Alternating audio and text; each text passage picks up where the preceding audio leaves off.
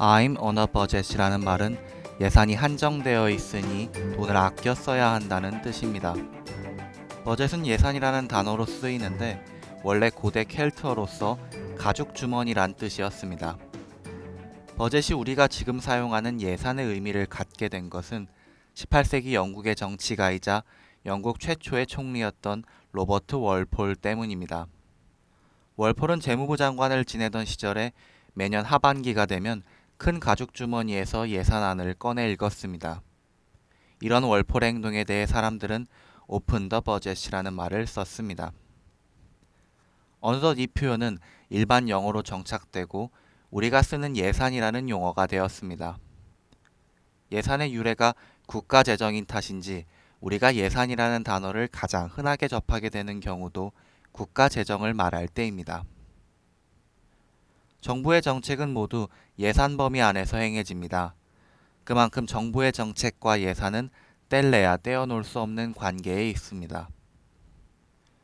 정부가 예산을 통해 복지를 활발히 펼치기 시작한 역사는 그리 오래되지 않았습니다. 1834년 영국의 구빈법을 시작으로 보면 180년 정도입니다. 비스마르크의 사회보장법으로는 130년이며 베버리지 보고서를 기준으로 하면 70년에 불과합니다. 그만큼 정부가 복지를 담당한 역사는 길지 않습니다.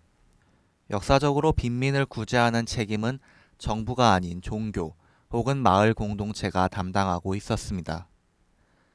정부가 빈민 구제를 책임지고 나선 시발점은 엘리자베스 1세가 1601년 제정한 구빈법이었습니다.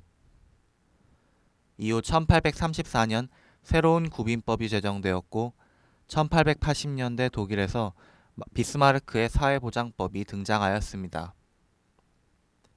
당시 독일 정부는 근로자들의 불안 요인을 마르크스주의자들이 체제 변혁의 기회로 활용하는 것을 차단해야만 했습니다.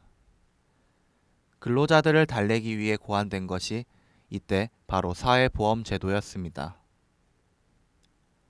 하지만 영국의 구빈법과 독일의 사회보험제도는 전 국민을 대상으로 하지는 않았습니다. 복지국가라는 개념은 영국에서 베버리지 보고서가 발표되던 1942년경에 나왔습니다. 1941년 템플 캔터베리 대주교가 전쟁을 일으킨 독일을 월페어 스테이트라고 부르고 영국은 웰페어 스테이트라고 부른 데서 복지국가란 개념이 처음 등장하였습니다. 복지의 시작, 복지국가라는 개념의 시작이 어찌됐건 복지는 누구나 바라는 바다. 인간의 삶의 목표가 행복의 추구에 있고 인류 사회의 공동 목표가 이상향의 건설이라면 이를 실현한 것이 복지국가라는 것입니다. 우리는 복지정책에 대한 다양한 역사상의 경험과 분석 자료를 가지고 있습니다. 특히 앞서 나간 나라들의 시행착오는 매우 소중한 자료입니다. 역사적으로 지도자가 부분적, 단편적, 감성적 사고로 복지에 접근하는 경우 막무가내식의 복지정책이 나오게 되고 국민의 세금을 낭비하면서 정부와 모든 국민이 큰 대가를 치러야 했습니다. 한때 아르헨티나, 영국, 그리스 등의 여러 국가가 복지정책을 비롯한 선심성 정책을 펼치다 국가 재정에 큰 타격을 입었습니다. 물론 복지정책 자체가 무의미하다는 것은 아닙니다. 하지만 복지정책이 크고 많을수록 무조건 좋은 것만이 아니라는 것은 확실합니다. 병든 사람을 생각해 보겠습니다. 그 사람이 병이 들었다는 것을 어떻게 알 수 있을까요? 그것은 건강한 상태가 어떤지를 알기 때문입니다. 건강한 상태와 비교해 병을 치료하기 위한 방향을 설정할 수 있습니다. 복지 역시 마찬가지입니다.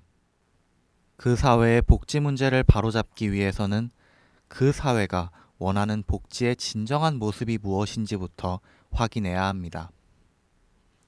단순히 복지 정책의 많고 적음은 좋은 복지의 척도가 아닙니다. 무분별한 복지의 확대는 정확한 진단과 처방 없이 환자의 욕구만을 충족시키는 것처럼 고통을 일시적으로 완화하는 데 그칠 뿐입니다. 결코 병을 낫게 할 수는 없습니다. 자신의 삶을 스스로 책임지는 의식이 없다면 아무리 좋은 복지를 제공해도 사회는 점점 병들어갈 것입니다. 사회 구성원이 국가가 제공하는 복지의 달콤함에 빠져들수록 그 사회는 병들어갈 수밖에 없습니다. 누군가의 안락함은 누군가의 희생을 강요해 얻어낸 결과물이기 때문입니다. 과도한 복지는 결국 재정을 늘리고 세금을 늘리게 됩니다. 정부가 복지 정책을 위해 매년 견디지도 못할 부채를 만들어내는 일은 없어야 합니다. 국가 부채는 결국 그 국가에 속한 국민이 짊어져야 할 짐이 될 뿐입니다. 많은 사람이 국가의 부채를 자신의 짐이 되리라 생각하지 않습니다. 하지만 역사적으로 국가의 부채는 결국 국민의 희생으로 귀결되었다는 사실은 변함이 없습니다. 시장경제의 중심, 자유기업원.